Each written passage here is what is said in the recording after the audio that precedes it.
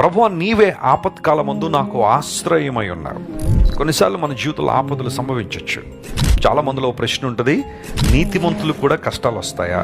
ఖచ్చితంగా ఉంటుంది. బైబిల్లో అనేక సంఘటనలు ఉదాహరణలుగా మనకు కనబడతాయి.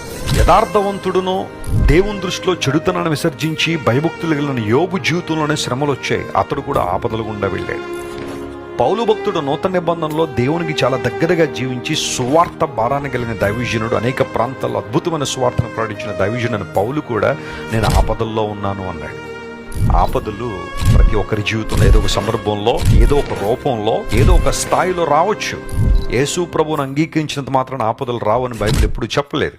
కానీ ఆ ఆపద సమయంలో నీకు ధైర్యాన్ని ఇచ్చే దేవుడు, వాటి నుండి విడుదల చేసే దేవుడు, వాటి గుండా నువ్వు ప్రయాణం చేస్తున్నప్పుడు నీకు నేర్పించాల్సిన పాఠాలన్నీ నేర్పించి నిన్ను పరిపూర్ణతలోని దేవుడు నడిపించడానికి కొన్నిసార్లు నీ జీవితంలో శ్రమలను, ఆపదలను దేవుడు అనుమతిస్తాడు. భక్తుడు అంటున్నాడు ఇక్కడ, నా ఆపత్కాలంలో నీవే నాకు ఆశ్రయం ప్రభువా, నీ నామమే నా శరణం. కొంతమంది శత్రువులు మనల్ని చుట్టుముట్టేస్తుంటారు, మనకు హాని చేయాలని, మన విశ్వాసాన్ని బలహీనపరచాలని, మన భక్తిని నిర్వీర్యం చేసేయాలని, దేవుని మీద మనకున్న ప్రేమను తగ్గించాలని చాలామంది నక్కల వలె మన చుట్టూ చేరి మనకు హాని చేయాలని, ఆపదల్లోకి మనల్ని నెట్టేయాలని చాలామంది ప్రయత్నం చేస్తారు. కానీ ఆ సమయంలో నీ దగ్గర, నా దగ్గర ఉన్న ఒకే ఒక్క అంశం ఏంటో తెలుసా?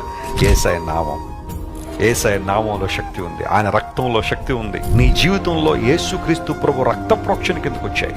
ఆయన నామాన్ని ఉచ్చరించు, మహిమకరంగా దేవుడు నిన్ను వాడుకుంటాడు. అద్భుతాలు నీ జీవితంలో దేవుడు జరిగిస్తాడు.